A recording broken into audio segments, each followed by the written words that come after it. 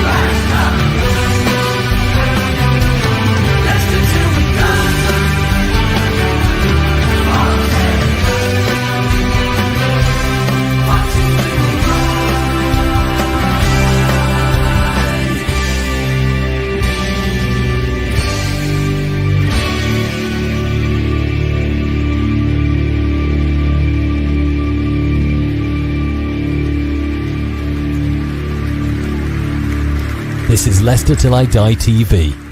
Watch and subscribe on YouTube and listen on your podcast platform.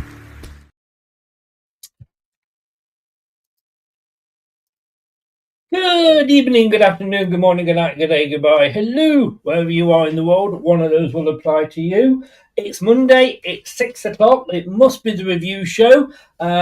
We haven't got Perky, but Pinky's still here, and it's like one half of the duo, which is always good. LTID TV, we're coming along to you live with the preview. Manchester City, what am I saying? Leicester City versus Wrexham. Well, it felt like it. It felt like it, didn't it? Good evening, Steve. How are you doing? I think you're muted, Steve. Sorry. You said Wrexham. Didn't we play Portsmouth? I know it was sort of the same game, but I'm pretty sure we played Portsmouth on Saturday. No, I'm going to say that. It felt like Wrexham. Oh, right, yes. Then, yeah, no, it definitely did. Yeah. But I'm not too bad, Chris. How are you? Well, I'm just saying I had a prick on Friday, and it kind of knocked me through. Oh, Saturday. No, it was Saturday before the game. I had my flu jab because I'm of a certain age, and where I get it free. So I had it, and yeah, it's really knocked me for 6. I didn't know whether she was trying to just put a needle in my arm or take part in the Olympic javelin game. We really did it with feeling, you know. And I was a walk-in as well because I was passing. So I'd got one booked for later on, but I was meeting me kids for lunch, my granddaughter. And I passed her. I thought, I'll just pop in and just see if they can do one while I'm here, which they could. And whether she was annoyed at that, I don't know. But she was like, I'm getting you. You know. But yeah, no. Apart from that, yeah, a little bit frustrated. I mean, I'm still one of those where my glass is half full at the moment because I'm still remembering, you know, last year would have killed for that result, you know, but it does feel again like 2 points wasted. It does, yeah. So I'm a bit on the fence about it because I think first off we were outstanding. We could have scored several, and if we were more clinical in front of goal, then we would have been 2-3 up at half time, and it would have been okay. But you know, the second half is very frustrating. It seems to be like a very bipolar effect with Leicester this season in every game. You have spells where we're really good and then we're really bad. But for me, I'm more interested in what happens on Tuesday and Saturday. If we get 2 more draws out of those 2 games, I don't know what to say, Chris. I'm not going to be the happiest man in the world because I think if you 5 draws when the league is quite tight, fair enough. But that is stretching to 7 draws out of 8, with teams picking up points above us like Middlesbrough and Coventry. I think between now and the next international break, there's going to be a divide, and there's going to be some teams that push away, and we have to make sure we're part of that team that pushes away. But again, do you think? Because my worry was, and I did a preview on one of the Portsmouth channels, and my worry was that we could end up possibly doing a Luton. You know, we'd got the same team that was so bloody awful last season, less the best of a bad bunch because, none of the players were brilliant, but the ones we sold were the half-decent ones, so they'd all gone. We'd got some players in, and we're going to come to a certain striker later in the show. And I'm just, for me, man, I think we're all different opinions. I'm just kind of glad we're up there.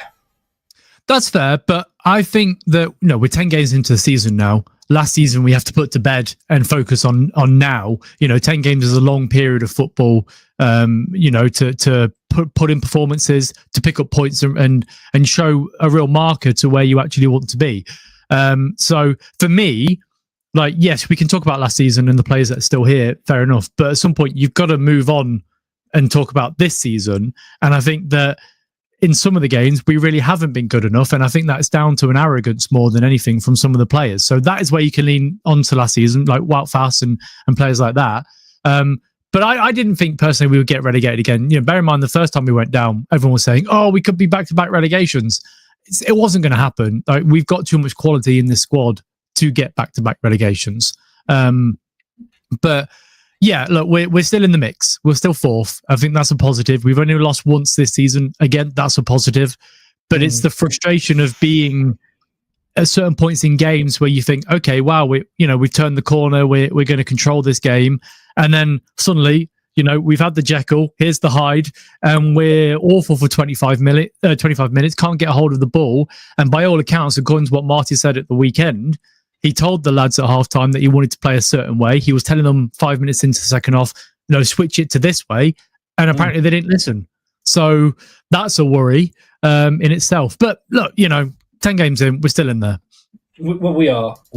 Should we just have a look at a couple of minutes of highlights? Sure.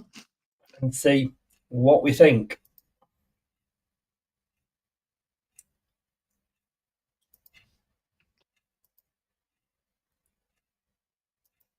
Ramsey in there, but Ramsey was being held back by Marlon Pack, actually, quite cutely, albeit in front of the referee. Here's Winks finding James, 25 yards out, going to look to bend one here, got it bang on target as well, and Bursick had to tip it around for what's Leicester's fourth corner already. Well, it was begging to be hit there from the Welsh international, looking to score for the third game in a row. Nice setup from Winks. Left-hand side, can work it back up to Thomas, swished in his cross first time. Ramsey stabbed a foot at it. It's broken out for Fatawu. Fatawu driving, getting it right across the face of goal, and turned in for 1-0 Leicester City by Aaron Ramsey. His first Foxers goal. It's been coming from kickoff, and now the breakthrough has arrived. Leicester City 1, Portsmouth 0. Ramsey with the goal. From Aaron Ramsey, who's driving up to the edge of the penalty area here. He's going to have a go again and forces Bursick into a save to push it behind for another corner. Well, he's got the taste now, Ramsey. Oh, what an effort that was. And good defending from Yang, but James has managed to dispossess him. No foul there. Through to Carranza, just on his heel, but he managed to find Fatawu inside the penalty area. Fatawu's shot is turned away by the goalkeeper and behind for a corner as the corner count goes into double digits. 3-on-3 here at the moment. Yang up against Fass, passed him with ease. Ricardo Pereira trying to get it back, fed into the path of Swift, checking back inside, getting the shot away. 1-1, and Leicester do pay the price for allowing Portsmouth back into the game. John Swift lashes in an equaliser. Can't say it hasn't been coming. To Daka up against Ogilvie, last chance to beat him maybe. Went back to Chowdhury. He floats a good-looking ball into the far post. Oh, right the way across the face of goal from Luke Thomas. And De Cordova-Reid couldn't apply the finishing touch. An inch or two away from a winner. Oh, 1 second, and I'll bring you back. He says.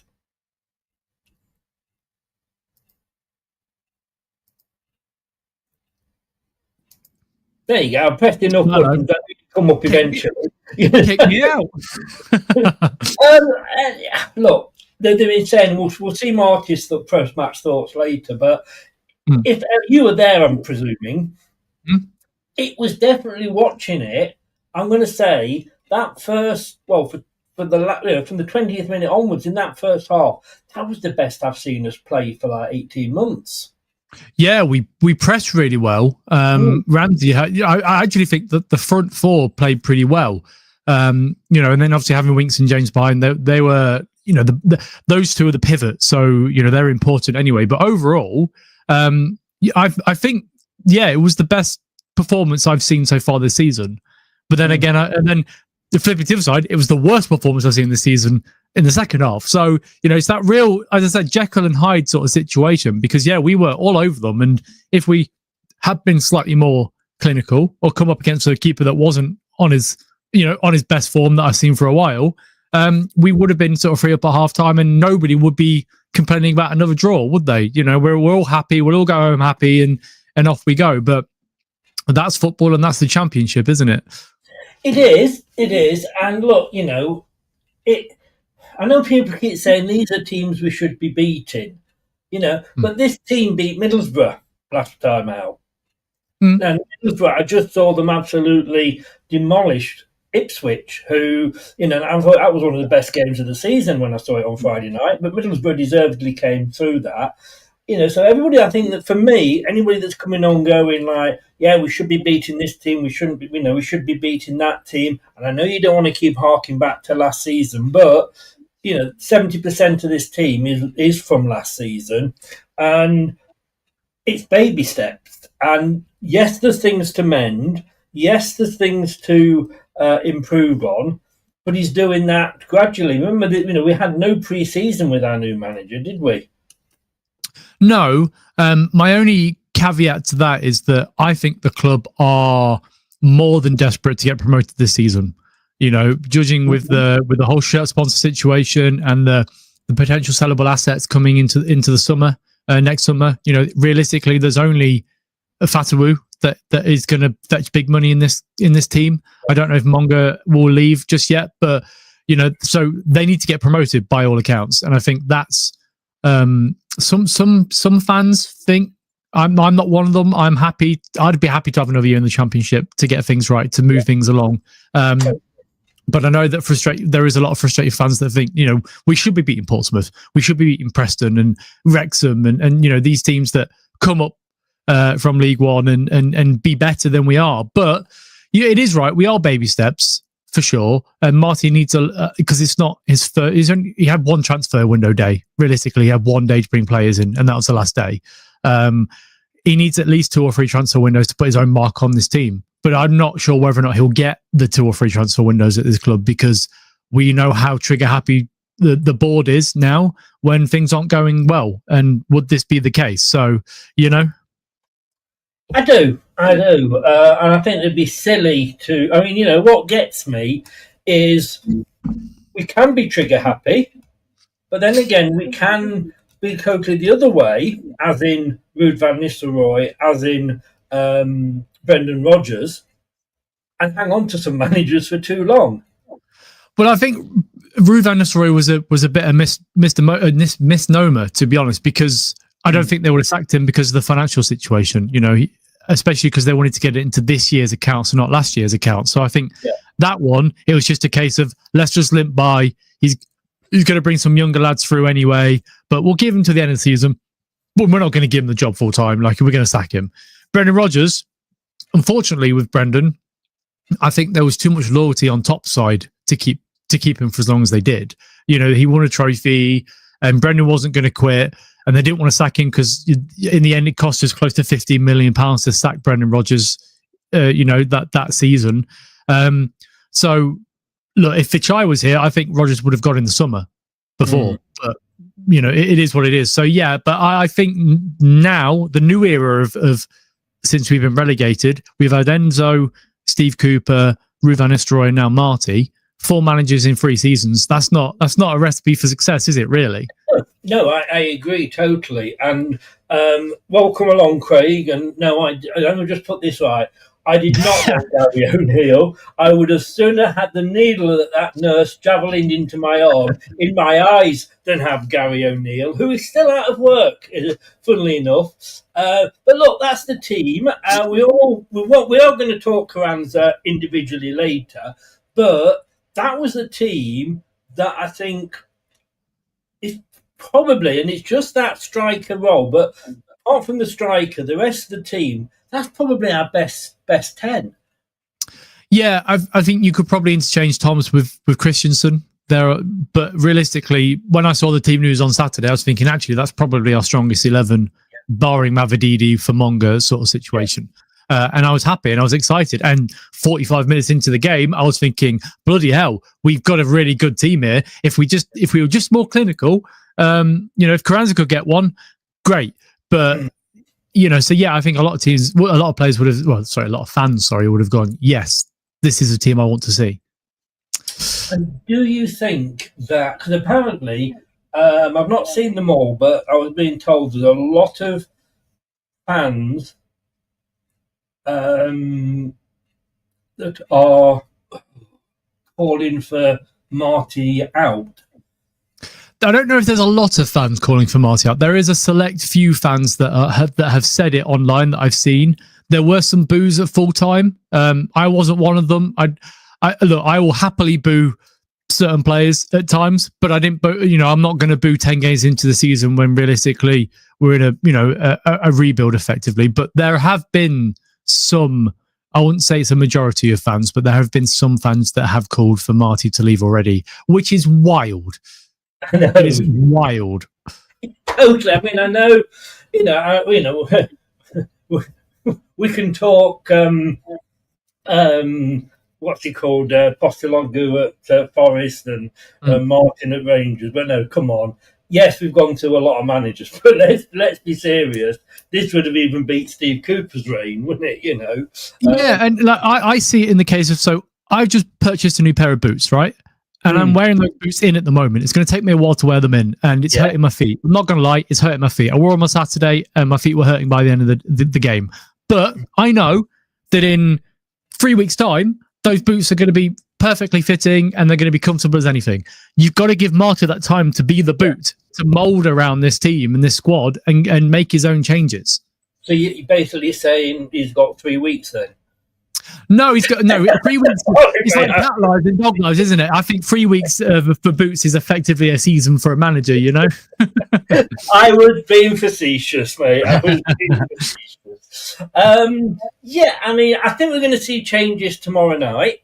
Mm-hmm. I don't think he may. If it was me, I mean, certainly Ricardo I'd probably take out for the whole game and save him for Millwall. Yeah. And I don't think he can do Saturday, Tuesday, Saturday.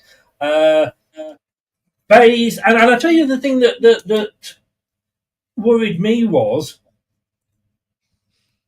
he made 5 subs. I've got to say 2 of those are absolutely WTF moments. But normally he makes a sub and the players that come on make a difference. I wouldn't say any of the subs that came on made any difference whatsoever.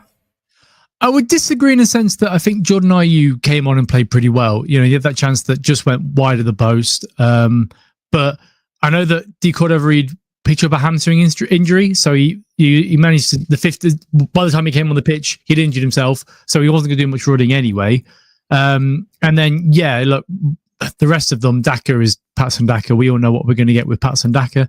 But out of the subs, you would say that Jordan Ayew was the best out of them all, but they weren't great, especially Hamza. Hamza looked like a bomb scare at the back with that ball. Yeah, I mean, look, these are the subs made. Bobby, I mean, he had the one good game, and I think he'll probably be living off that for the rest of the season. Which he scored, and yet it was an own goal. So, he's living off an own goal, effectively. Patson Daka, like you said, Hamza Chowdhury, we were all saying, he's doing a good job, and I still have him as a squad player, but I think once Ricardo was fit again, and I was always saying if Ricardo's fit, you play him. There's no excuses. And I think once Ricardo came back, we looked at it and we realised maybe Hamza's not the best right back we've got at the club. Yeah, no, I agree. I think, we saw on Saturday when he came on, there was a couple of moments where he sort of gave the ball back to them and his defending was quite poor.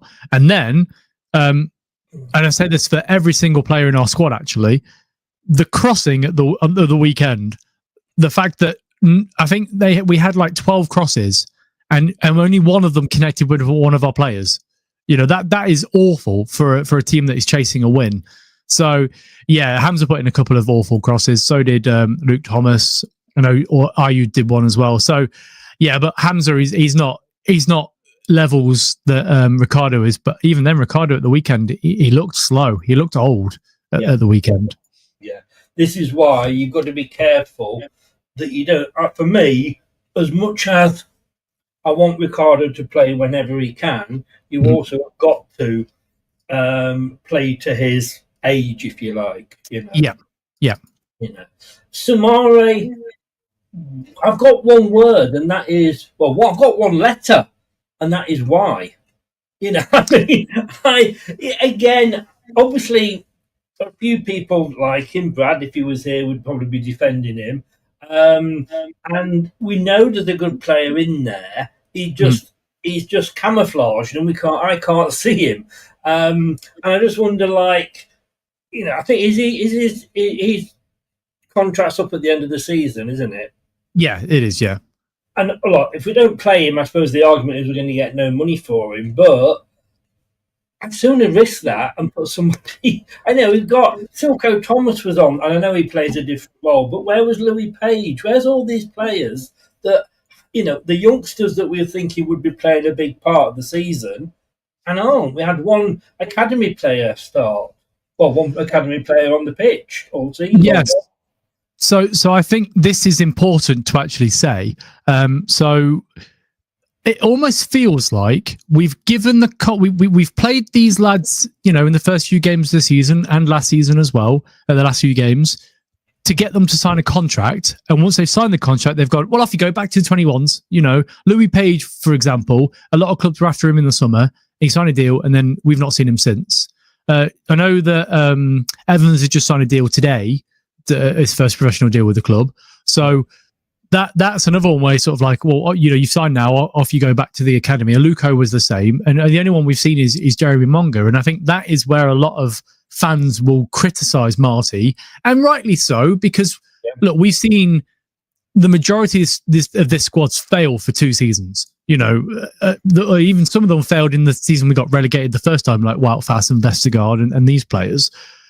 And if he persists picking these players for now, because we need to get promoted, so it's almost like he's gone back to type, we need to get promoted, so let's play the Woutfast, the Vestergaard. I take Vestergaard off because I actually think he's been pretty good, but these players that aren't good enough, that have got one foot out the door, rather than playing the younger lads that are the future, that are sellable assets in the future.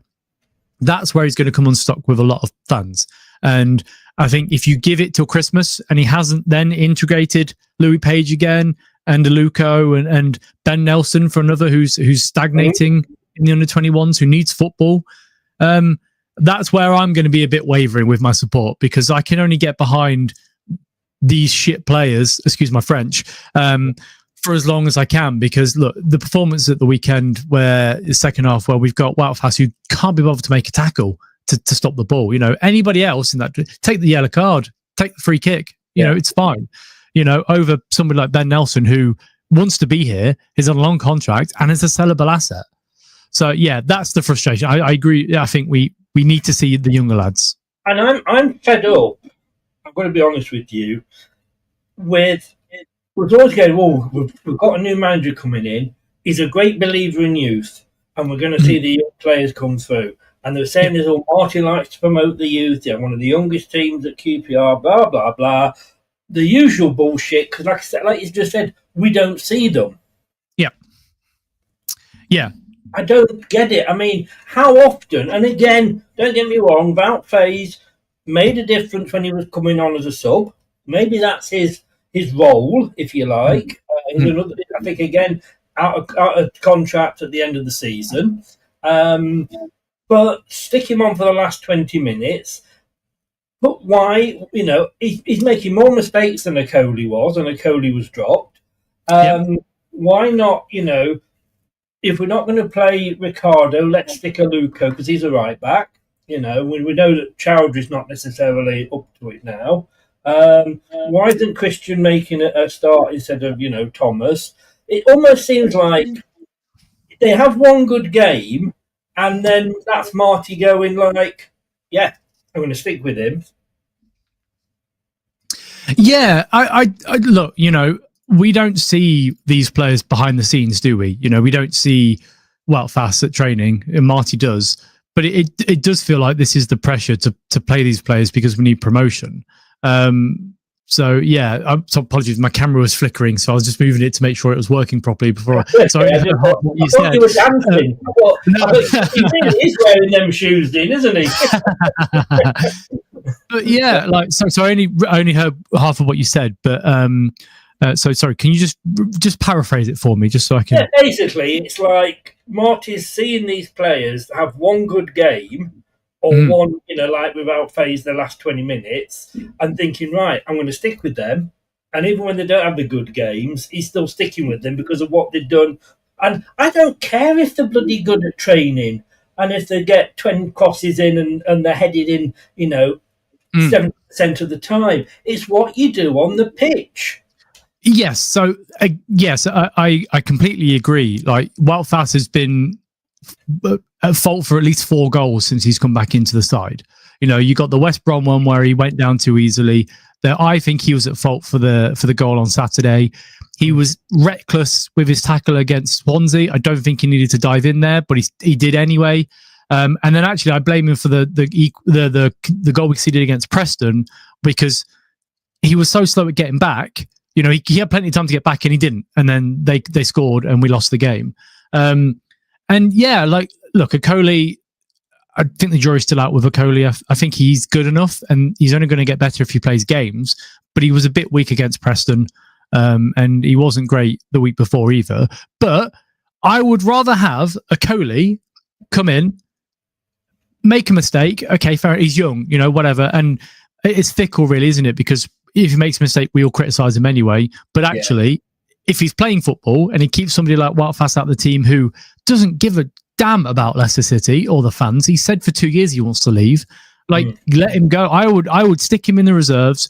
But here lies the issue: if you stick Wout Faes, the Jordan Ayew, I don't think actually it's the wrong person to say because Ayew think has been okay, but Samare, these players, Patson Daka, that haven't been good enough and aren't bothered about being here because the contract expires at the end of the season. You're going to get pressure from the board because you're not playing your sellable assets. You're going to get pressure from the fans because as soon as we lose 2 games in a row, they'll be like, well, why isn't Wout Faes playing? Why isn't this player? And this is the fickleness about football fans. We can sit here and moan about not playing Ben Nelson, not playing Aluko or Silko Thomas or whoever. But if they put in a poor performance, we're going to criticise them. It's a catch-22, isn't it? But I would rather have the young players. But we're criticising those that are in anyway. Exactly, yeah. But I would rather have the young players in. Yeah, and I know. And if they don't perform, then they come out. You know what I mean? And we need a manager. And I thought we'd got this with Marty, that he's going to say to the board, fuck off, you're not telling me who I'm playing.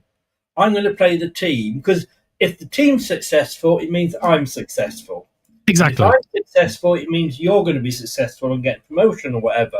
So don't come along and say, you want to play this player so he's in the window to leave. And to the fans, again, he needs to come out and in his nice way that he does, say, look, I know where you're coming from, but I'm the manager. Trust me. And I'm going to swap this player over. Remember Kevin Keegan, when he was manager at Newcastle, and he sold Andy Cole to Manchester United, and he got some nondescript player in return as part of the deal. And he stood on the steps of St James's Park. The fans were going absolutely mad.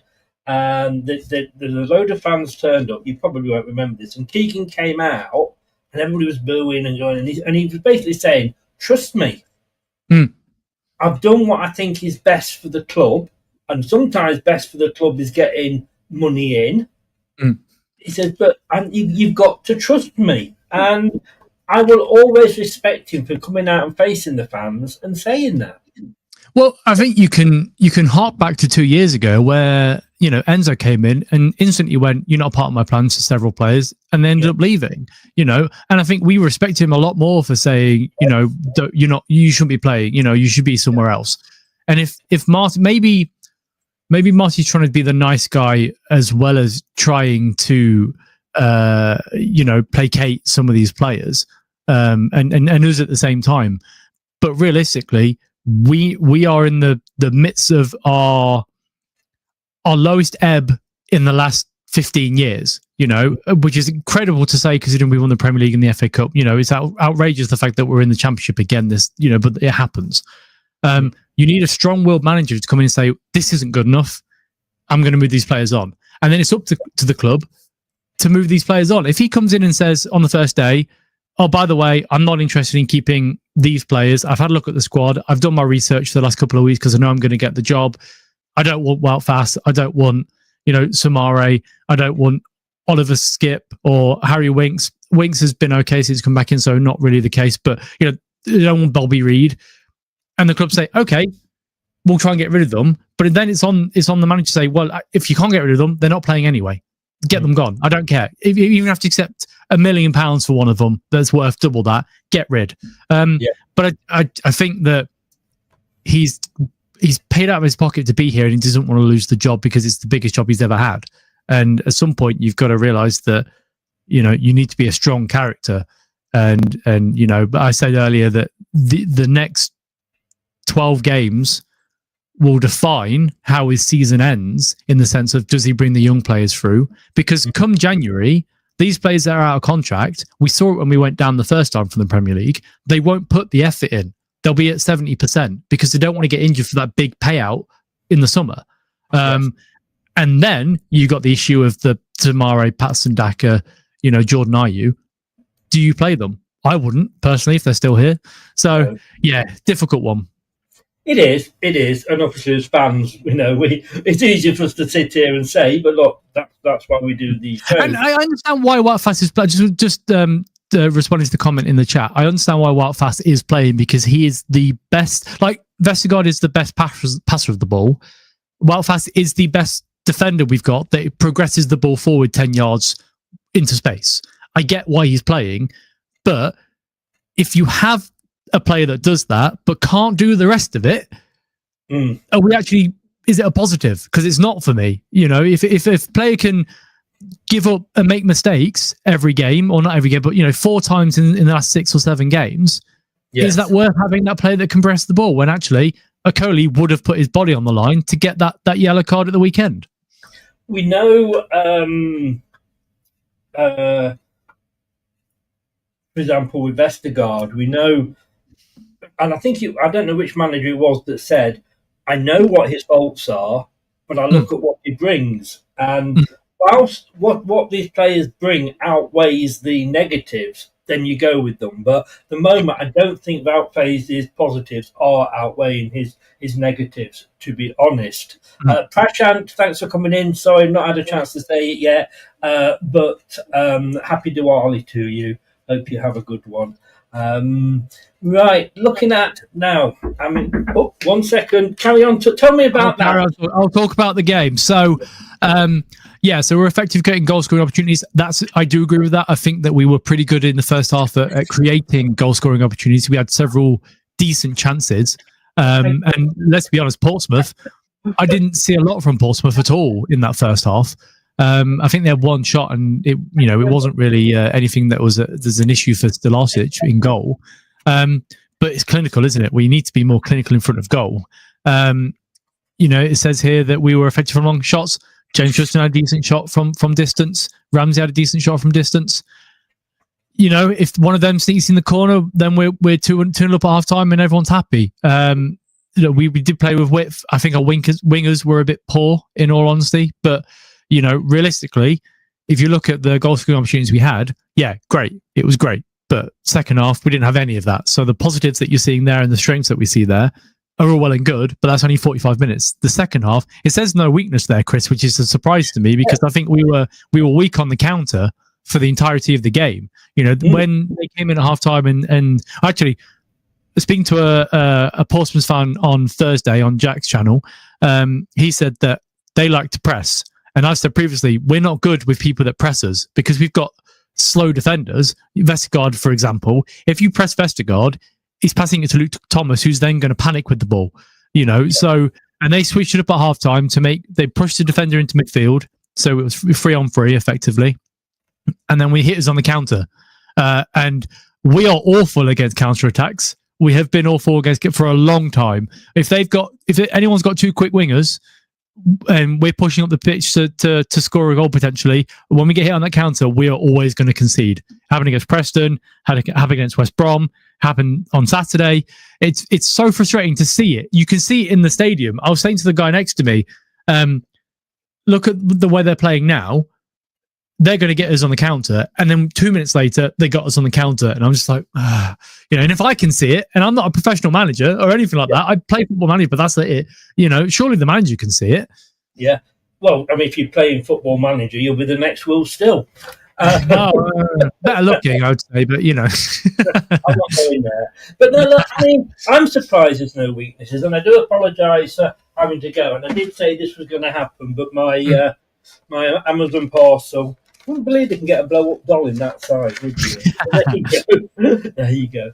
In that first half, I never felt under any pressure from Portsmouth. Mm-hmm. In the second half, I felt loads of pressure, thinking, whenever they got through, I thought, they're not going to score. They're not going to score. In that second half, the defence, we were belting the ball upfield just to get it away. There was no thought or anything. It was blind panic in that defence.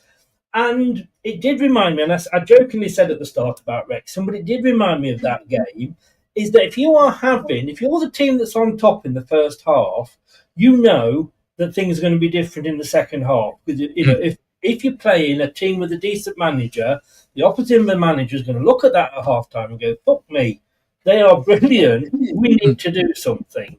Unfortunately, they seem to be able to do that and then end up getting the better. What does Marty need to do because that's going to happen a lot, I think, this season. So, by all accounts, if you listen to his interview after the game, he did say that he was trying to change things in the second half. As soon as it kicked off, within a couple of minutes, he was trying to move players around, but nobody listened. It's almost like the players went, we don't need to worry about that. We'll carry on as we are because we're going to win this. And if that's the manager and nobody's listening to what you're saying, that's a problem. That shows an arrogance in that squad that we all know about. Every single one of us know how arrogant some of these players are. And in that sense, you make subs. You bring these players off that aren't going to listen to you, And you don't start the next game with them. Exactly. You don't. So it's going to be interesting to see what team turns out tomorrow night if he does make wholesale changes. Because we'll see if Wout Fast drops out tomorrow, we know that he's a problem. I don't think Vestergaard will drop out, but realistically, I think he did try and change it. And at that point, the players were just too gone in their own head. I think a few were tired because of the international break. I know that Jordan James and Daka and Ayew, they got back late. So it makes sense that some of them were tired, but still, you're a professional footballer. Tired. Don't put them in the bloody squad, put the youngsters in that haven't travelled. Exactly. You could put Jake Evans up. Okay, look, Jake Evans didn't do great last season when he came on, but that was against Premier League defenders. Put him against Portsmouth. I think he could make the step up quite easily. And he's going to run. He can't do any bloody worse than Daka and Carranza. Exactly. That's the frustrating thing, is that we've got three strikers, and if you combined all three strikers, it might make Jamie Vardy, but without the goal scoring, So, because none of them, I think we've got 1 goal and 1 assist out of all three so far this season, out of all the strikers. That is awful. That is, I think they're on target to get 5 goals total for a striker this season. That is not promotion form, is it? So we need to invest in a striker in the window coming up. But the second half, it was a case of we were just lumping it long. There was no control. There was nobody keeping hold of the ball and calming people down. You led me very nicely into this. So it's your fault. Let's have a quick listen. It's only short to what Marty said after the game. What's your analysis of your team's performance tonight? Well, definitely a game of two halves. I think the first one was very good, with a lot of good moments, good combinations, a lot of chances. And we spoke in the halftime about the need to score the second or third goal, because we know that in Championship, the game is never controlled enough, even though you are being superior. The second half was poor. We didn't understood that the space was in behind, that the space was very clearly deep in the pitch, and unfortunately we tried to do things that were not fit for the second half, and then we lost momentum slowly. I think that we conceded some counters that at the end cost us this goal, and then at the end it was just 15 minutes just rush. I like the attitude to try to chase until the last second of the game the win. We chase a lot about the personality of the group, but I think that we need to be self-critical about why the second half was not as good as we should. Was that just not starting quickly and giving them that bit of momentum at the start of the second half, and then it's sort of difficult to wrestle it back sometimes? We know Portsmouth. They like to press, they like to play with intensity, they like to defend forward. And when you play against a team like this that is losing 1-0 in the halftime, obviously it's especially the right moment. That's why we bring Pato, just to use his pace. We spoke about where the spaces were. They were jumping with one of the centre halves, creating 3v3 against the backline, and we should have been more aggressive, in my opinion. Not all the passes will be perfect to go 1v1 against the keeper in that kind of situations, but it's definitely a way to put much more pressure and to play in the on pitch. Unfortunately, we didn't understand or we didn't execute as good as we should, and I take responsibility for that. I know you won't want to make excuses, but how difficult has it been with players coming back late from all over the world as well? Do you maybe see a bit of fatigue from those who'd been away? Well, definitely some of them. JJ was feeling very tired at the end. That's why we subbed him, because he was playing really well. Unfortunately, it seems that Bobby, despite we were managing his minutes, he felt something on the hamstring. So for the last 20 minutes, we were playing almost with 10 men. But no excuses. That's the reality for everyone in the league, and we just need to be better.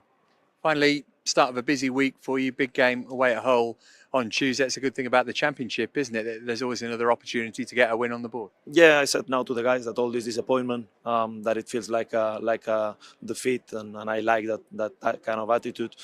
We need to turn it quick. We play on Tuesday, and then it's very important that we recover well, that we swallow today's disappointment, and that we have a good reaction, because tomorrow it's going to be about analyzing what we could have done better, what we can bring into the next game, and then quick turnaround, try to get the 3 points against Hull. That is coming in a good dynamic, and we need to make sure that we improve our performance. Okay, look, I'm not want to criticise Marty too much, and normally he says, I do wonder sometimes if he's saying what he believes or he's saying what he thinks the fans want to hear. Mm-hmm. But as soon as Bobby's on, and now you're saying that he actually felt it before he even came on, then don't put him on. Or if he did go on and was like, oh shit, I can feel it, he wasn't the last substitute, get him off and get somebody else on, you know. Yeah, well, I think you probably could have put Silko Thomas on in that role, you know, and he probably would have been a bit more effective than Bobby with carrying an injury, you know. It is frustrating to see it, but I'm glad that he's actually, just what you said originally is hitting the nail on the head, really, I would say. I think he is saying stuff to keep the fans on side, to make us go, oh, actually, because I agree with everything he said, but actually, if you take a step back and you go, well, hang on a second, are you saying that because that's what you want, the fans want to hear, or do you actually believe that? You know, because I think the 90 minutes, we probably could have nicked it at the end there, but he's probably thinking, oh, bloody hell, I'm glad that we came out of that with a draw, because imagine if we'd lost the game, you know? Yeah. So, yeah, Tuesday is going to be interesting, I will say, because if we don't get a reaction and we have the same arrogant performance again, coming up against Millwall, who are in form, because they're both in form. Like, Hull are a decent side, and so are Millwall. Hull are in 10, Millwall are in 6, so it's not. They're not easy. They're not. You know, just for any fans out there that before they say it, these aren't games that I expect to win. You know what I mean? I completely agree. But if we come out with no points at the end of this, he's going to be feeling a lot of pressure, I would say, especially if he's still picking the same players. Yes.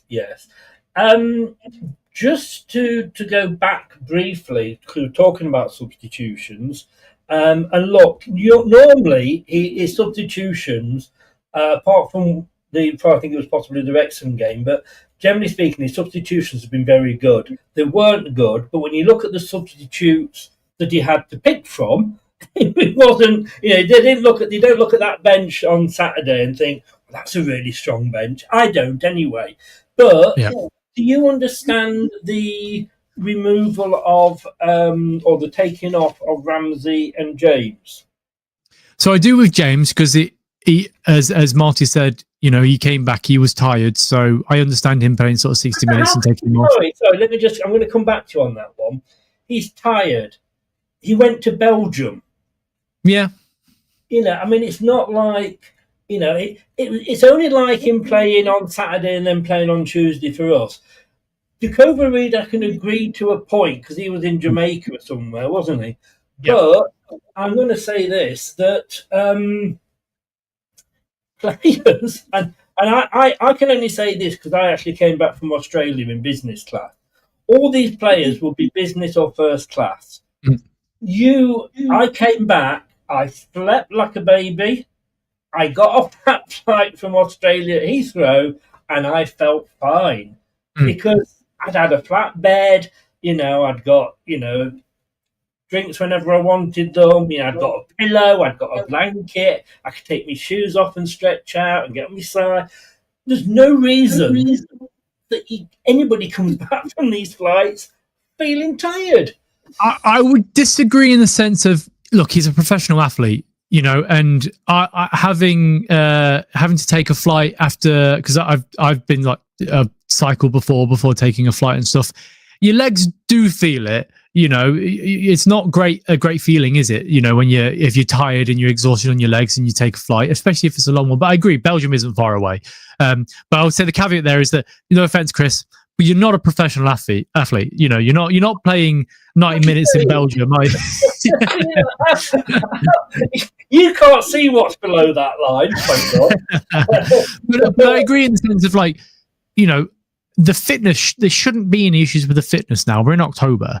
These players should be as fit as they're going to be for the season. Let's say then, for example, going from Belgium flying back to the UK, will probably be shorter in time than it would be on the coach to get back if we'd been playing Portsmouth. Yeah, so if we were playing Portsmouth away this weekend, and then we were at home to Hull on Tuesday, you could then turn around and say, "Oh, poor old James Justin. He must be knackered after playing Portsmouth at Portsmouth, and then he had a 5-hour, 6-hour trip back on the coach." Well, I would be a bit worried if James Justin was coming back on the coach. You know what I mean. No, JJ, all these bloody JJs we keep saying. Yeah. I do agree to an extent. Like, how tired are you actually going to be? Playing football and getting back after a lavy, because even I saw the coach on the way back from Swansea. Like, they're not on a flexi bus, are they? They're on a very luxurious bus that has all the comfiest chairs that you can buy. It's all money well spent for them. But I can understand. Like, I actually understand why Ramsey was tired, mainly because of the fact that he hasn't played much football. So I don't think how fit he actually is. But yeah, JJ. No, that's like me moaning about, like, you going into work, wrapping a couple of pallets, coming home and going, "Fuck, I'm knackered." I've it's barely anything. Get on with it. But then the replacement in that sense is Jacobo Reed and Samari. I wouldn't want to bring Samari on as a replacement. I wouldn't let him wrap a pallet, let alone run a football on a football pitch. I know. Look, again, Monga, he's been away. He was playing for the England team at a higher level than his age would suggest, I believe. But again, he's the youngest of anybody on the pitch. He should be raring to go. Oh, yeah. At 16, he'd be sleeping until 12 o'clock, 1 o'clock in the afternoon, so he's going to be fine. Yeah. Yeah. Oh, but anyway, Prashant's just said they had phoned in from Sri Lanka on business class. It was a very relaxing flight. It took me 2 to 3 days to recover.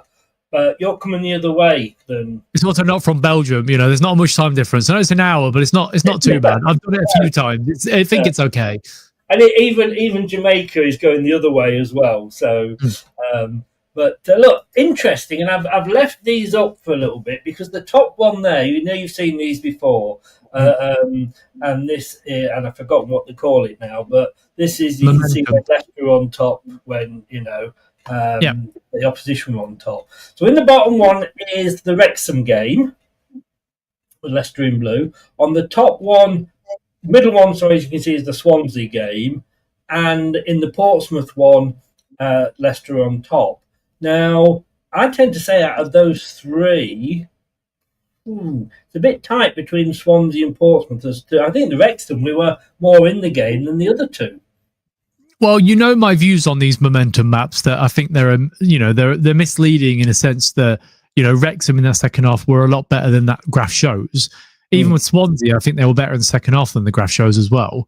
But the Portsmouth one, look, I think that it's a lot more in favour in Leicester in the first half for sure. But you can clearly see that after the halftime whistle and just before the halftime whistle, they changed it up and they were on top for sure. And even the last 10 minutes, we had a couple of chances to put the ball in the box, but I don't think we even threatened at that point. I know that Luke Thomas shot went well wide, or not well wide, just wide, I guess. But yeah, the momentum. Again, it's a bit misleading because I actually think Portsmouth in the second half should have been a lot lower for them, if that makes sense. Down, so more for them basically. Yes, I know what you're saying. Interestingly, when Thomas missed that effort at the end, I'm thinking, oh my God, if that had only fallen to a striker and not a defender. And then I'm thinking, Daka's our striker. Then maybe we wouldn't have made any difference. It's a sad indictment, the fact that if you look at the XG for players in this team, our best player on XG is Yannick Vestergaard. Yeah, probably. Crazy. Yes, yeah. I mean, look, there is... I'm not going to go through all of those. Those are the top stats there. You can see from the possession. I mean, it was all Leicester, But when I looked at to break the stats down easier, the difference between half time and this, to me, this summed the game up. So possession 55%, 54.8 in the first half, 55.8 at the end of the second half. So it's 1% more. So they did come back into it. XG, we went up from 0.88 to 1.38. So again, not a huge jump there. Shots went from about 12 in the first half, only 7 in the second half, which was as many as they had, to be honest with you. On target, we had 4 in the first half, only 2 in the second half. So everything was was less, and that's got to be. Are we again not giving Marty time? I mean, for example, the Portsmouth manager would have gone in at half time. He knows his players. He knows what they can do. And he goes, right, I can do this, this, and this. Is Marty still learning on that, do you think? I wouldn't necessarily say so now. We're 10 games into the season, so he's going to know the players he can rely on for sure. So yeah, I think because he clearly said that at halftime that they wanted to push for a second or a third goal, and then that just didn't happen. So I think it's just a case of the players not listening. Yes. That's the issue. But on the previous point, previous post you put up, the amount of corners we had, I have not seen such inefficient corners in my life. We are awful at corners and have been for a very long time. I thought we had a set piece coach. I know what he's doing. I don't know if he just eats a kick out of the side of the road, and just watches them with binoculars, because they are awful. Genuinely, we do not threaten from a corner at all. And actually, I think it's more of a hindrance, because every time we get a corner, they get the ball and they counter us. So, just don't go out for corners. Easy. Yeah. Do you think, because I know this is a big thing from Tom, that, I think the only decent corner taker we've got actually is Jordan Ayew, who at least can usually get it past the first guy at least, which was something we would not been able to do for a season. I noticed James here we go, I did it again. Jordan James was our corner taker, and that they are kind of mixing it up a little bit. they're playing shorter balls, and Monga was coming over to take the ball off the corner, from the corner kick. But it wasn't making any difference, was it? No.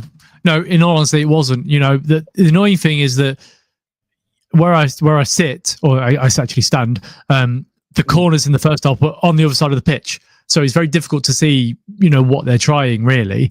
But every time they put the ball in the box, and even when it was just crosses themselves, not just the corners, it always went too long. Like there was nobody at the back post. And I think that's where we're missing Steffi Mavididi, because he would be in that position. But yeah, it's just so frustrating to see 14 corners and just there be no threat whatsoever. Yeah. No, I agree. Look, looking at the one goal that we did score, he took it well, didn't he? I mean, it wasn't the easiest of goals to score. I mean, it was a mid-air volley, and he was up in the air and going backwards. But he nearly got a second not long after, didn't he, as well? We can't fall in love with this guy, because I somehow don't think Burnley are going to be letting us keep him. And no, we don't have an option, do we? So he's just going to stay there. Yes, yeah. And, if they do decide to sell him, let's say they get relegated to something, I don't think we could afford him. But look, look at our shot, which is on the left, and look at their shot, which are on the right. And, again, how I've got to be careful, because I'm going to contradict myself here. Because when you look at that, if you're not having shots from even outside the box, then, we know that they can hit somebody's arse and go in, so it's always worth having a go. But I still think there should be more attempts from inside the box than from outside the box. You were never, Gary Lineker, he was never going to score a goal from outside the box. He was a goal hanger. Yeah, I agree. And it shows the reason we've not scored as many goals this season is because we're trying from outside the box. And unless it's Abdul hitting 1 out of 10 that flies in the back of the net, we're not going to score from distance. And you are likely to score more goals inside the box. And also, you're more likely to get penalties and that sort of thing because, people throwing their hands around all over the place. The issue is, now I made this point a couple of weeks ago on somebody else's channel, is that when Enzo was at the club, you had KDH and Ndidi bombing past the wingers, giving them another option. We don't seem to have that now. So our chances are we cut back inside and pass the ball back to Harry Winks or Jordan James or whoever's in that sort of cam position at the time, and they take a shot from distance. That's all well and good, but it has to be a well-struck shot to beat any goalkeeper, especially at these levels.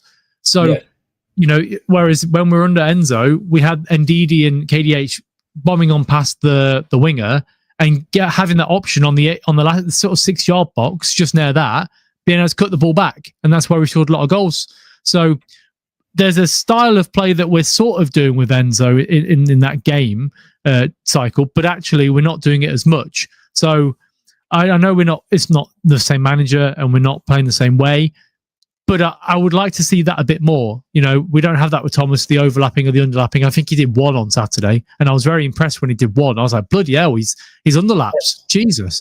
But we just don't, because I think Ricardo, he's not got the pace to do it anymore, and Thomas just isn't good enough to do it. So I just want a bit more of those shots in the box. Get us excited, because I think Carranza, even Daka, he'd fall over, but he could still score from inside the box. From 2 yards out, he might put one in the back of the net. You never know. Yeah, no. I think I may be in my coffin before we see that. But talking of, before we go on to look, we'll do that in a second, because what I want to do now, every week we actually look at one player, and Brad's not here, so it doesn't have to be Samari. And I have updated the picture this week as well. So I want to look at everybody. Well, I say everybody. Kate, and nobody's arguing with Kate. Never argue with a woman. Has wanted Carranza to start when she picks her team on a Friday lunchtime. She's had Carranza up front for the last 2 or 3 games, and we've not. And we've saying, look, Daka's not scoring. Where's Daka? Why isn't he being dropped? So where's Carranza? And why isn't he coming on? That was his chance. I mean, when you come to think, their best striker Murphy, who we were linked with in the Josh Murphy in the summer, if he'd have been on that pitch, I don't think we'd have got the 1 point. But we've got to look at our strikers. I'm thinking very much as whenever a manager comes in and your team's not performing or it's just been relegated, the first thing you've got to do is sort the defence out. Yep. Because if you're conceding as many goals as we were under Rude, you're never going to win games. And he has, to a point, there's still room for improvement on the defence, but it has improved. Yep. The midfield, pretty much, I think, we're there or thereabouts, certainly with the two defensive guys. Strikers, it's no good if we've got a striker who was scoring 20 a season. A, we couldn't afford it because they cost money. And B, no point in us scoring 2 when we're letting in 3 at the back. So he's done it the right way, but I don't think, from what I've seen and what I saw on Saturday, that this is the guy that's going to be our goal-scoring answer. Now, there's his shot map at the top. You can't actually see what the score was he got because I've got a picture in front of it. So let me just get rid of that. There you go. He got a 6.7 for his performance. There's where he had his shots. Wow, a striker that has 2 shots. Might as well have kept Daka on. But look at his heat map. Yeah, so about this game. Yeah, so Chris, it's taken me 10 games, right? But I'm going to say something now, which we've probably, I don't know if anyone else has said it as of yet, but I'm going to put my flag on the ground and say, if we had Jamie Vardy up front, we would have scored more goals this season. Genuinely. And I know exactly, my reaction is like, oh, why am I saying it? But it's true. And look, Carranza, he's still rusty, clearly, he's not match fit, you can tell. And he only played at the weekend because Ayew and Daka came back late from international duty, so it makes sense that he was the one starting. He is making the runs, but I've not seen anything yet that makes me think that, wow, we've got any glimmer, actually, that we've got a decent striker up there with him. I don't think he's better than Daka. I think Daka makes the runs, and that's horrible to say because, Daka is Patson Daka and is 17 goals in 117 league games is not great form. He's not scored for 45 games, and yet I still think he'd score more than Carranza would. He can hold up the ball, but there were times on the weekend where the ball was laid into him and he didn't draw Ayew. He fell over. He controlled the ball and fell over, and then complained that he didn't get the free kicks. And you're like, mate, look at you. You're Argentinian. What are you doing? Why are you falling over? You should be fighting these lads. You should be being a bit of a dickhead, but I just don't see it yet. I don't see the spark. And whilst he's a good-looking guy, and Kate, I bow down to you with that. That's I completely agree with that. Yeah. As a striker, he is flattering to deceive, and so. But then everyone that we've got up front is flattering to deceive right now. I agree with you, but he isn't the. We've been screaming like, "Oh, get him on, get him on, get him on." I'm not sure if we get him on because at least Daka closes the keeper down. At least Daka closes the play. This guy, you can see from his heat map there, he couldn't close the door. No, I don't think we sign him permanent at the end of the season. I think this will be a season-long loan, and he goes back to Holland with his tail between his legs. Really, I just don't see it. I think, and actually, when it comes to January, I think we actually need to invest in a striker. We need to spend the money. If we've got the money to spend it. Because if they want to get promoted, we can't do it with those 3 strikers that we've got. Because Jordan Ayew isn't a number 9. Whilst he's, he can link up play and he can hold up the ball, he goes wandering too much. His heat map would be, if you look at Carranza's now, the 18-yard box, it'd just be green. It'd be yellow where the centre circle is. That's Jordan Ayew. I said before, if he came out wearing gloves, I think Jakob would be worried because you think he'd be in the goal as well. Patson Daka, unfortunately, I don't think, as much as I think he's the better striker we've got, he isn't good enough. He's not going to score goals for us now. His confidence is gone. We should get rid. But he's going to leave for free anyway. And this guy, a good-looking guy, but he just can't do it from what I can tell. Look, we made 80 million in sales just about in the summer. We didn't spend a penny because everybody that's come in has come in on loan or has been a free signing in Bekovic's position. What we do in January does not affect the PSR that we're being looked at now, because it doesn't. The 80 million doesn't even affect that. It's just that they'll look at it and go, yeah, you're making an effort, you're trying.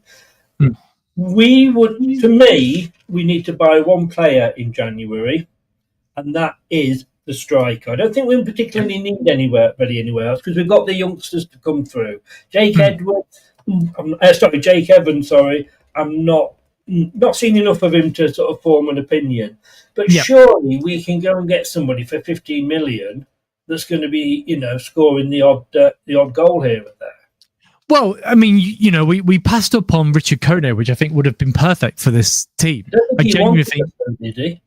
No, well, yeah, I don't actually know, to be honest, but it sounds like we didn't even offer any money for him. So, but if we did, no doubt he probably would have come to us. We're big. We are bigger than QPR. There's no if or buts about it. We are.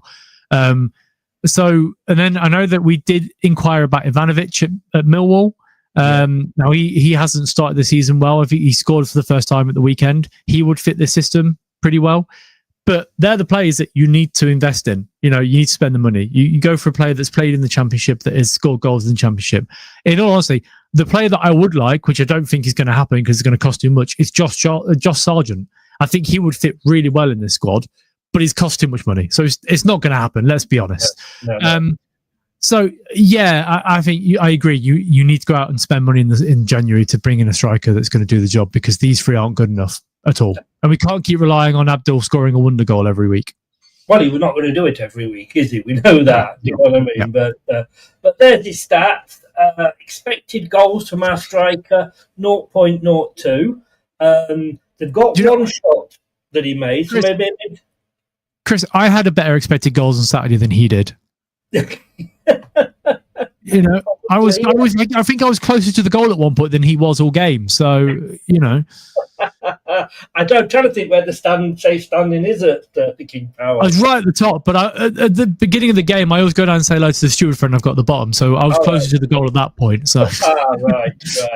Well, the picture showed like two shots. So whether one of those was a header, whether the smaller one was a header or not, or somebody's just. I think you've just got the penalty spot. Yes, I think it is. Expected a. I mean, those are not the stats from. If those stats were up for Daco, you wouldn't be surprised, would you? No, you wouldn't be at all. No. At all. To have 23 touches in your 60 minutes, that is poor as well for a striker. Yes, yeah. Right, so he's not the answer, we don't think, and maybe just one player, please, in the January window, which we need a striker. Mm-hmm. Now, before we get on to all the player details, and we haven't got Brad here to argue with Jordan, we know that you agree with Jordan a lot, and you're good friends. Give me your performance rating. Oh, I thought you meant you asked me. I can ask my wife if you like. If you want my performance rating, I'll ask her what she gives me. No. We don't take minuses. It's a 5 out of 10 for me.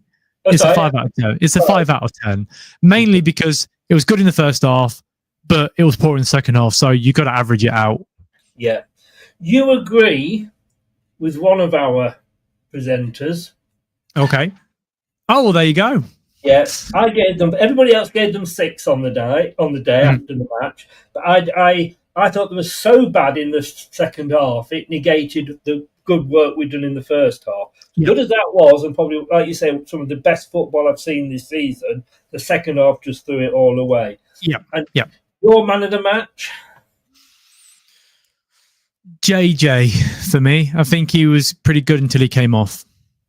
Ooh. You agree with one person there as well. Oh, was that Kate? No, that was Tom. Oh, okay. Oh, okay. We'll have the official ones at the end, because obviously, as you know, Tom goes to not Tom. Alan goes to the match and does it. But we're going to go through the player ratings. This is always the interesting bit, everybody. Going to be less trouble because Brad's not in here, but we'll see what how Steve gets on with these. Right, so obviously in goal, Jakub. What do you give our Polish I give him a 6. I think he didn't really put a foot wrong. You could probably fault him for the goal, but actually I think he gets wrong-footed because of the cut inside. I think he thought he was going to go left side, but he came right, so he took a step to the left and actually got beaten at his near post. He made a good save in the second half to keep us in the game. His passing still a little bit left to be desired, if you ask me, but overall I think 6 is a fair score. Yeah. I tell you who, and I forgot to say this before, I also blame Carranza for the goal. So I don't. The reason being is that if you lose the ball at the 18-yard box, lots of strikers have lost the ball at the 18-yard box. My issue with the goal that we conceded is that the guy that tackled Carranza was the guy that finished the goal. Why is there nobody tracking him? Why is there not a midfielder making that run? Why is there not a winger pushing back? If you can't, if you see a player sprinting, why are you not following that player? So I don't blame Carranza. I think there's more fault with Wout Fast than anybody else. I don't even blame Luke Thomas. Any blame at all, but it did start with Carranza. Cheers, Prashant. Thanks for popping in. He couldn't keep out Swift's equaliser, but he did really to stop City fall into defeat, diverting Bianchi's low shot around the post with his toe. I couldn't believe that. He claimed crosses well too, but his long kicks out were a little aimless at times. He got us a 7. So you don't agree on that one. He got a 7. No. He didn't really, in fairness, have an awful lot to do. No, he didn't. Yeah, first off, he had one shot to deal with. That was it. Yeah. And I did notice on a couple of occasions, and I know people have been shouting for him to do this, when he got the ball, he actually did respond very quickly and kick it upfield. Because there was a chance of it never came off, but at least he seems to be trying that. And interestingly, I don't know if you managed to watch the Ipswich Middlesbrough game on the Friday night, but of course, I think was it the Ipswich goalkeeper got done when the 20-second rule? Yes. They gave the goal away. Well, yeah, which should happen more often, to be honest. I think it should be cut down to a lot less than that. Especially at the weekend, Bursic. There was a couple of times where he feigned injury and it sort of cut any momentum we had.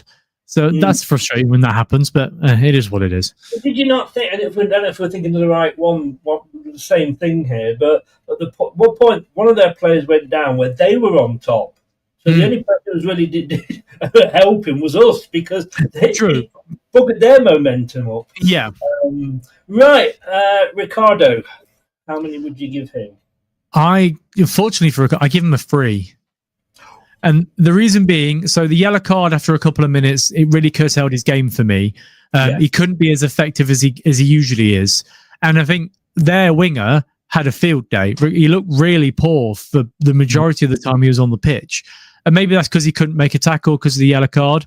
He got taken off because he made 2 tackles in a space of 10 seconds that could have turned into a red card. I think any of them could have been a red card. So he's lucky to be on the pitch. I just think he looked slow and he looked lethargic. And I'm like, have we seen the best of Ricardo? Is this the decline that we were expecting? But he was the worst person on the pitch for me. No, okay. I wouldn't say it was the worst, but I agree with you. I probably wouldn't go very high on the marks. But yeah, I mean, he, in a way, and I could only see it on the telly, but it looked like he took one for the team when he got that yellow card. Which he didn't need to, though. He didn't need to because he was running on down the wing and there was a covering defender. So I don't know why he did it. But yeah, I don't know. Trying to show Wout phase, the way to go. Maybe sometimes a yellow card for the team, Wout. Yes. Booked inside 3 minutes. He did well not to keep Young. Booked inside 3 minutes. He did well not to keep Yang fairly quiet and not risk a red. On the ball, there was the usual composure there for the most part. There were a few loose touches. He gets a 6. See, I don't think he was composed on the ball. I think his passing was a bit wayward for a lot of that game as well. It wasn't the Ricardo we've come used to seeing, where yes, he was moving into the middle as he's being told to, but there's none of those incisive runs and shots from him, was there? No, there wasn't. No, at all. Right, we've discussed him. Not the same we are disgusted in him. I am disgusted in him as well. Yeah, well, that is true, actually. And I'm not going to get the hair out. But just give me a second, Chris. My cat is being an idiot behind me, jumping in and out of a box and scratching. So give me a second. I'm just going to take the box away. She's being on the naughty step. Yeah. Well, I'll talk Faze because I don't think he was... I love the way he disappears. That is a classic. I'll tell you about Faze. He said he's coming back. He's coming back. That never ceases to make me laugh, the way you disappear into whoever you got. So yeah, Wout Faze, not brilliant for me. No, I give him a 4. His performance itself was quite poor. He should have taken the yellow card in that tackle that he sort of pussied out of a little bit.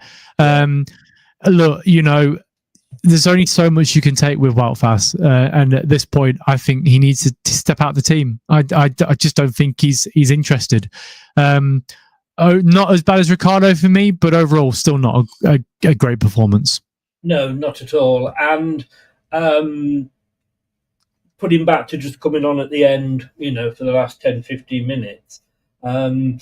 Jordan says he battled Bishop well in the air and made some timely clearances, but Yang skipped by him for the goal, and then everything was a little untidy from the Belgium when the game became more frantic at 1-1. He got a 6 again. Did he play against Wales? Was he in the Belgium? Wasn't in the Belgian team, was he? No, he wasn't. No, because the manager said that he needs to leave to get back into the squad. So he's obviously interesting. Got in the box. I moved the box away from her onto a chair, and she's jumped in the box on the chair. Yeah.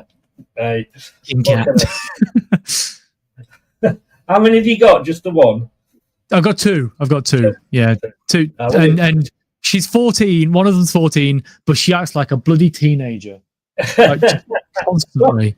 You're a sucker for punishment, aren't you? True. I was wondering during the game that you'd got Yang on one side. They only needed to find a player called Ying on the other to have the perfect setup, didn't they?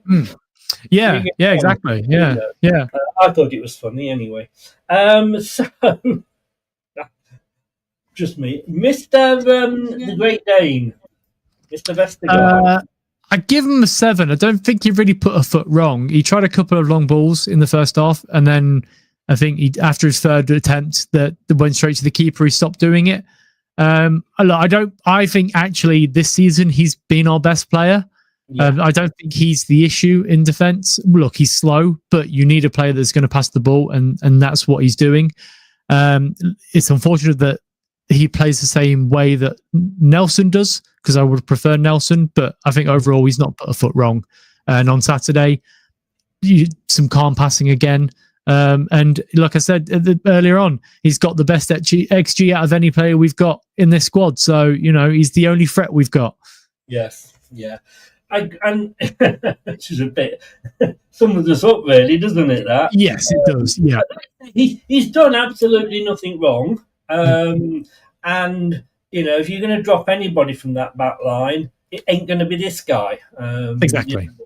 I think this is his level, though. The Championship. Oh, it is, and he admitted it himself. To be honest, in the summer, he said that the Championship is where he's at level-wise. So it makes sense that he's doing okay here. Yeah. Fair enough for him to admit that. His passing through the lines in the first half was very good, and he won plenty of meaty headers too. He sometimes could have moved over to Thomas more quickly to cover gaps on his side of the defence, and he got a 7. So that's the first agreement there for you. I don't understand. Look, I do like this guy, but I don't understand why Christensen isn't getting a chance. So he wasn't on the bench at the weekend, was he, Christensen? No. So I think he might have picked up a knock on his jaw when he had the injury. So that's probably why. Look, Saturday, it wasn't his worst performance, but the issue is when he gets the ball, when he can put the ball in the box, he misses everybody. Like, you've got a fullback that should be able to cross the ball, but he just can't. Look, I give him a 5. He wasn't the worst player on the pitch at all, but he's so uninteresting. He's beige as a footballer. Yes, I know what you mean. I know what you mean. He won his defensive head as well and bailed out a poor Ramsey touch just before the City goal. But in the second half, he frustrated with his backwards passing and let Swift cut inside him for the goal. He did nearly get a late winner, though. He gets a 6 off, which is a 5-6, but yeah, better than you. But yes, I mean, yeah, but for the grace of God, we'd won 2-1 with him at the end, you know. Yeah. Maybe we'd have liked it to have fallen to Mavididi or Mongo if they'd been on the pitch, you know, but there we go. Well, to be honest, I don't know who I'd prefer that to drop to out of anyone in our team. Like at the moment, probably the only one I'd say could score was Jordan James. You know, the rest, if you give me you know, Mongo or Mavididi on that side, you're probably going to get the same effect, aren't you? That's the issue. Yeah, but I tell you who I would have liked it to have fallen to, possibly Jordan Ayew. Yeah, he had that chance that went just wide, so he probably would have buried that one. But then he was taking the corner, so well, exactly. But you know, it's he has a habit of getting very late goals, doesn't he? Let's be honest, you know. Yeah. But Mr. Winks. Not his best game. I think he was okay, but it wasn't his best game at the weekend. I think they were pressing him a bit more, so he was sort of harried a bit more than he usually is. I think a 6 is fair. He was okay. 6. The best player on the pitch. Oh. And he so often looks head and shoulders above everyone else. He controlled the game with his cool head and pinpoint passing, and then showed energy to receive layoffs from James and Ramsey to help out the defence. There were a couple of mistakes late on, but he was still the star man. 8. I think we need to deduct a point from that because the horrible miss that he had, the balloon so high, I thought I could head at that ball that came into the stand. It was awful. That wasn't a row Z. That was a row ZZ, wasn't it? Yeah. Well, I'm PP, and he was pretty much near me. So I don't. He wasn't awful, but I don't. If Brad was here, Brad would have now, if he was able to, would have pulled all his hair out of those comments. You know, I don't know. All right, but not star man. Jordan James, JJ. Because I gave Vestergaard a 7, I've got to give him an 8. He was that first half. You know, he was unlucky not to score a couple of times. He controlled the play. The box-to-box midfielder that we've all been dreaming of since KDH left. I don't think he put a foot wrong, really, but he tired in the second half, and you know that's where it went a bit downhill. So I've got to give him an 8, but realistically, he's probably a 7. But he's still my man of the match, so I'll say 8. To be honest with you, if you had halves, you'd have gone 7.5, wouldn't you? I would have done. I'd have gone 7.2. You awkward bastard. Just to annoy you, Chris. That's what it was. Well, yeah, and I know that's why. He manoeuvred himself into shooting positions regularly, while his pace, movement, and stamina made him a great foil for Fatawu, either as an option or as a decoy. He gets the 7 off Jordan. Now then, this was my man of the match. And not just because of the goal. I will never give a man of the match. I mean, you know, on the BBC, when they do their sort of text things during the game, at the end, there's a thing where you can all go and vote for your favourite player. And last season and the season before, it was always Jamie Vardy if he scored a goal. Yeah. Maybe that was because everybody else was shy, but it was. I don't think scoring the goal necessarily makes you the man of the match. But he nearly got a second, and I thought he did really, really well. Well, it turns out he's Argentinian now as well, if you're looking at the picture, which is nice to see. Yeah. Do you not know he's got dual... It's Aaron Ramsey, but he has the little sort of accent on the top of it. Overall, like he had a really good game. You know, definitely paid back for the red card that he got against Oxford. The goal was good. It was a bit of skill to do a scorpion kick with that. He could have scored again before half time. It was very unlucky not to sneak into the corner. Overall, I think that midfield three of Ramsey, Winks, and JJ is our strongest, and I would go forward and play that every single week if I could. I give him a 7. I think he was decent. A 7.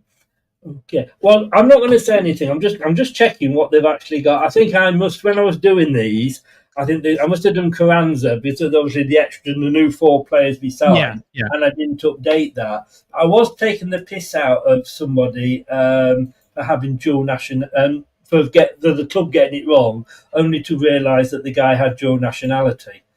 And I'm trying to think who it was. It was could be Carranza. No, it was somebody that's been with us a while. Anyway, whoever it was. Ramsey, well, let's have a look what Jordan had to say about him. He got away with the poor touch just before his goal, but after that excellent aerobatic finish, he really grew into the game, regularly getting into threatening positions, going close to a second goal and threading through plenty of teasing through balls. He got an 8 off Jordan. Right.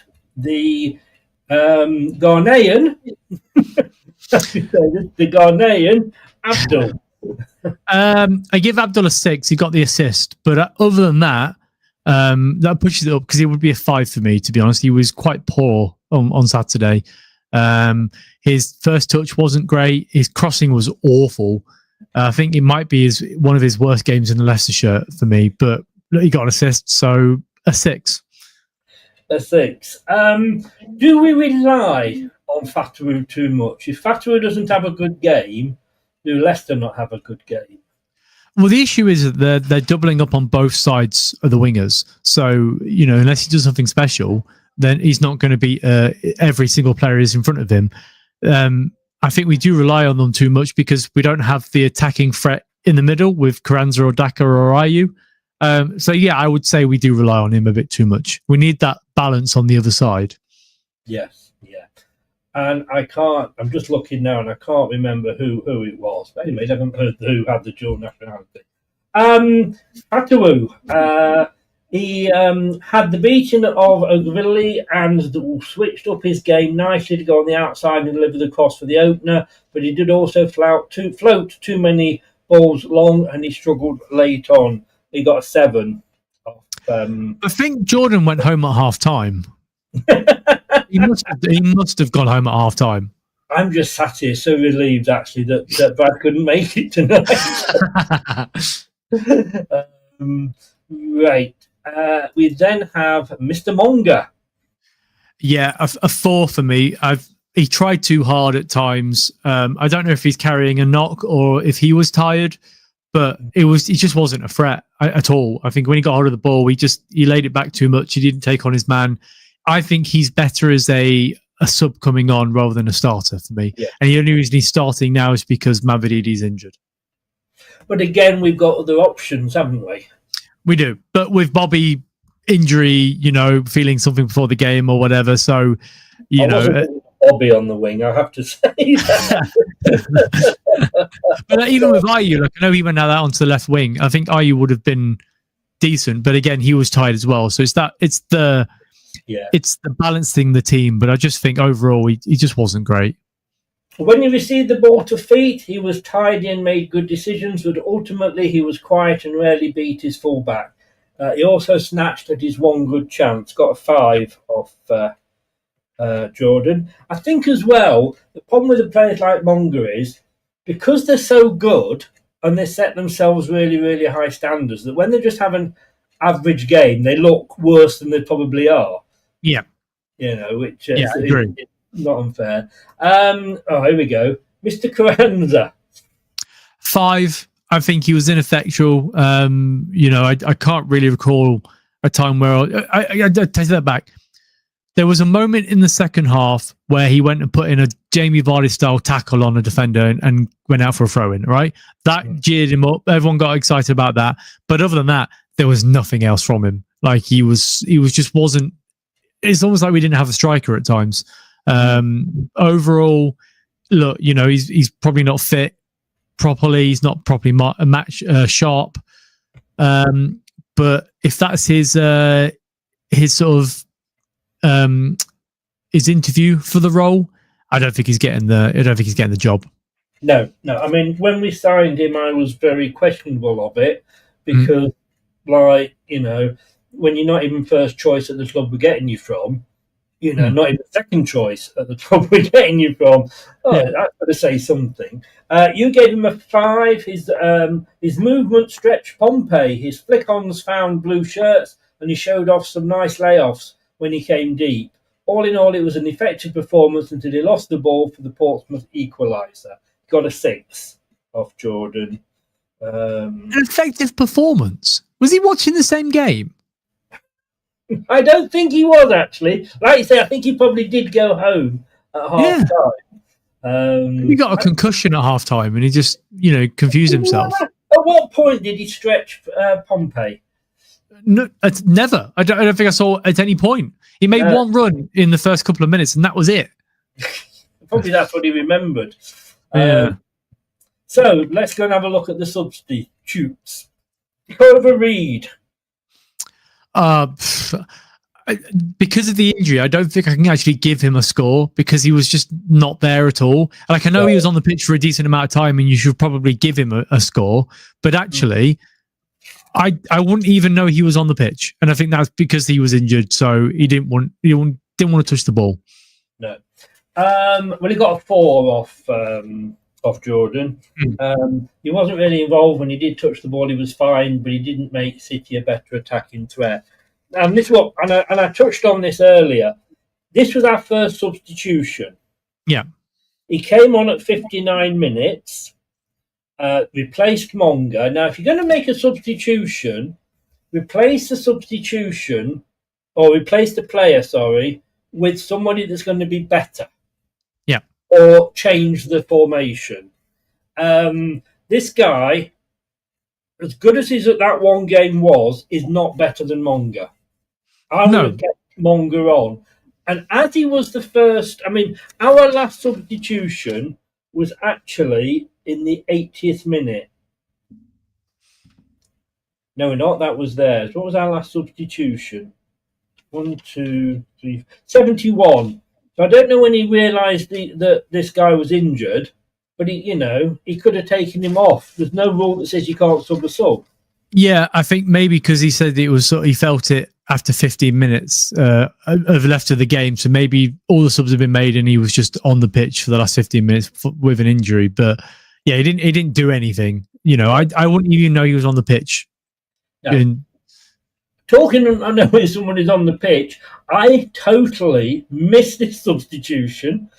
And I didn't even know he was on the pitch. The first time I know he was on the pitch was when he put that cross in that went to the corner flag.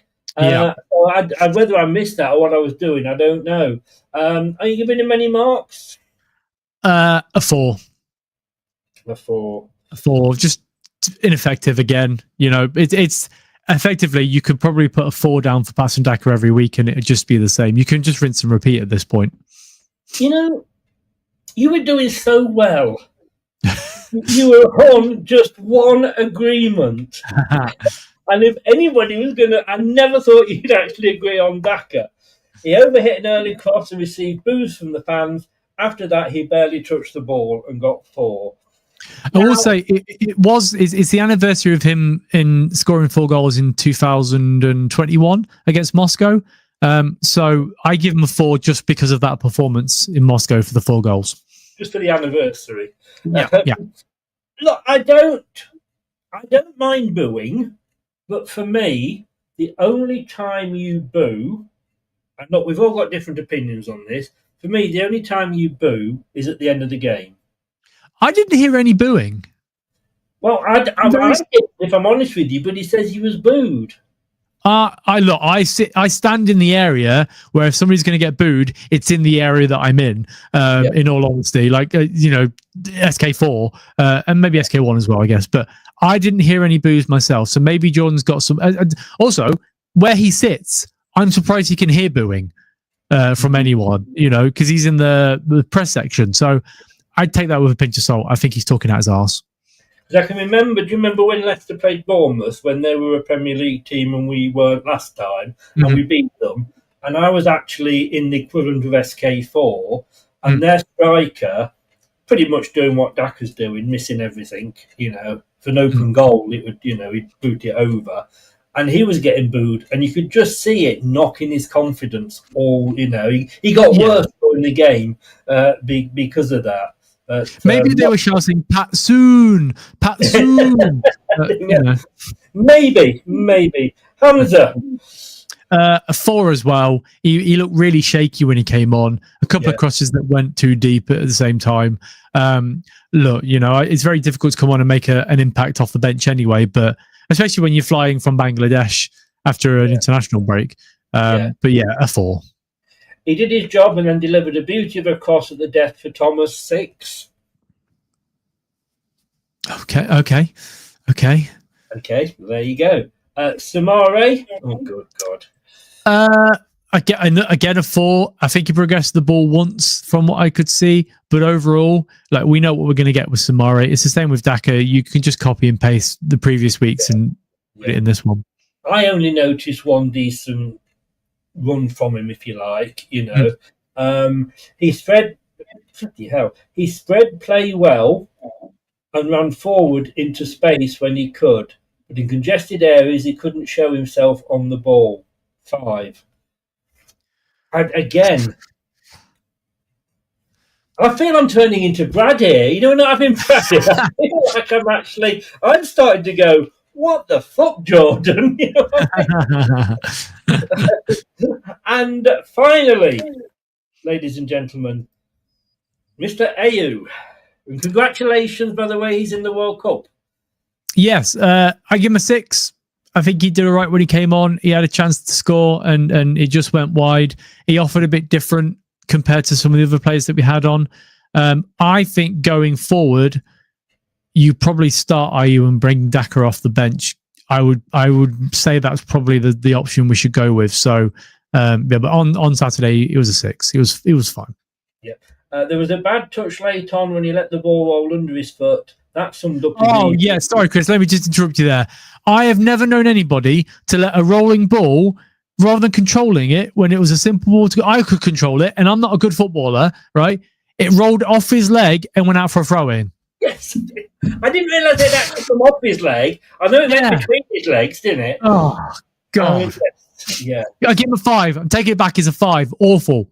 That was bad. It's quite funny because I don't you don't at the match, but when we do the watch along and we have the post match section at the end, I'm joined by Jim as one of the guests, and he's American, and that's probably why. But he loves Ayew. Hi Jim, if you watch him. By the way, Jim, these guys got stuffed yesterday, didn't they? The old Jaguars. Let's not talk about NFL because as a Giants fan, it's not going great, and especially when you're in such a commanding lead and then you end up losing the game in the last kick of the ball. It's great. It's great being a Leicester and a Giants fan. It's the best. What town are the Giants from? New York. New York. Yeah. Well, in fact, these are his. In fairness, these are Jim's locals teams, which is why he got me a hat when he came over. But I just can't get into football. But right. The manager, how many did he give the manager? It's a difficult one. I think you give him a 5 because it was average, because the first half was so good and we're all excited by the announcement of the team sheet. But if the players aren't listening to him after the kickoff for the second half, you're going to take a hit. And he made the subs, didn't change the game. I think a 5 is fair. Now, of course, Jordan doesn't rate the manager, so I'm going to jump in on the rating here, because I'm actually going to go down to a 4. Oh, okay. Because I think, yes, that first half was brilliant, but as a manager, that could have been Ruud van Nistelrooy managing that second half. If you're not going to be heard, then don't keep picking the players. I don't want to get in a position where Ruud, he was losing every game. Oh, well, they're doing all right on the training pitch, but they're doing shit on the real pitch. But I'm going to keep picking them. I don't want to get into that, so I'm afraid he does get a 4 from me. Right, the team rating, you went 5. You agreed with me. The official rating was 6. Okay. So 5, 6. It's whatever the other. Jim, Tom, and Wayne all went for 6. I went, like say, 5 with you.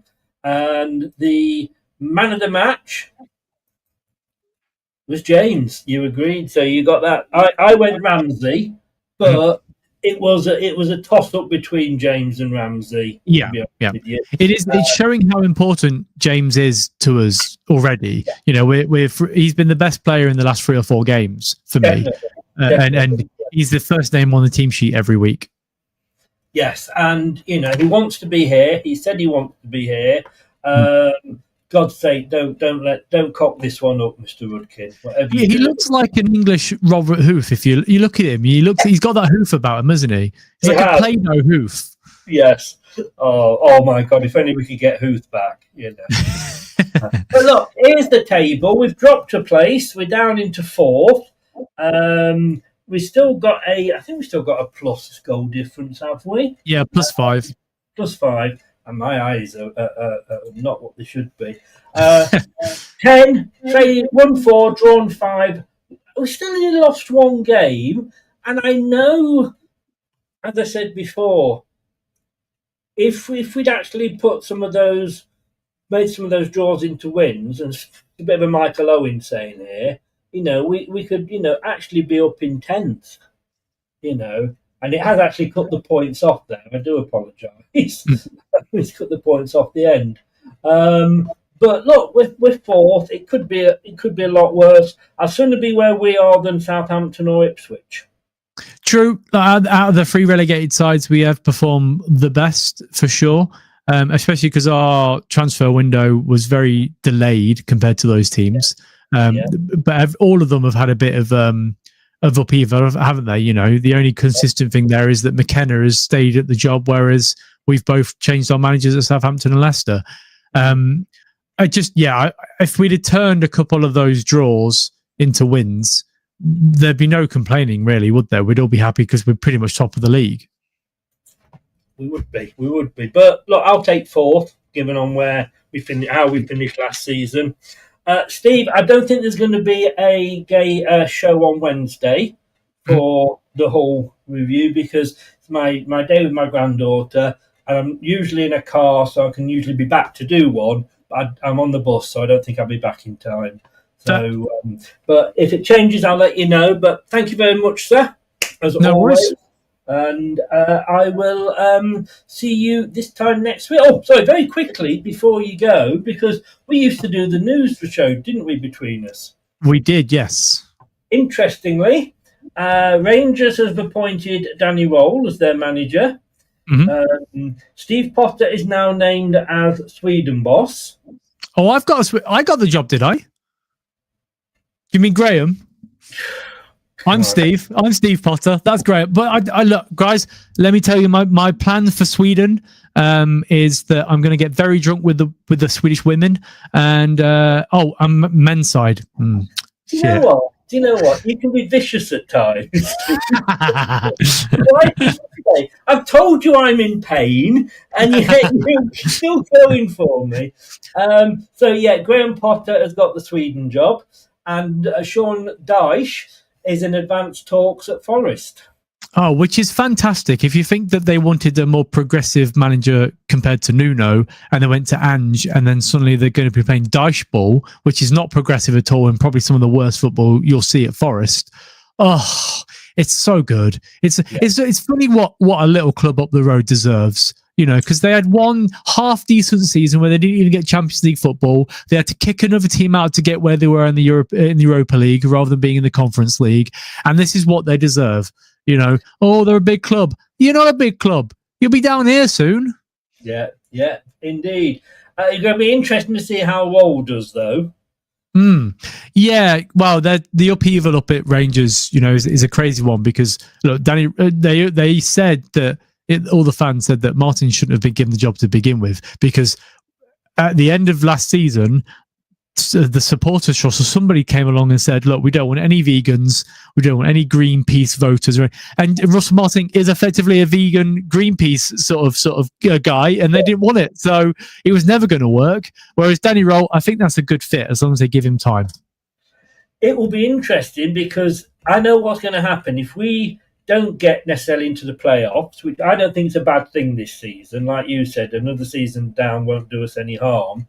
But I honestly think that if we don't, and then he ends up catching Celtic, or, and that's the thing, it doesn't even matter if he wins it, just with Celtic, everyone's going to say, oh, we should have got rolling. Being a success at Rangers does not make you a good manager. No, and the thing is, like, that league is so easy for those two teams. They should be winning it first or second every year. It's the equivalent of PSG, really, isn't it? That they're a one club or two club league in that sense, but one for France. It's just not a competition. And this sort of, if they came down to the Premier League, they'd be competitive every week. They wouldn't be finishing in the top four. I think they'd finish mid-table, if that. Yeah. West Ham are hosting Brentford tonight in Nuno's first home game. So, thanks very much, Steve. I'm glad you got your new job, so I'm glad that you've had time to come on and do this. Well, thinking about all them Swedish women. Must message your wife. Right, I will see you next week. Thanks so much, mate. Take care. Bye, everyone. Cheers. Bye-bye. Thanks so much to Steve there. Oh, he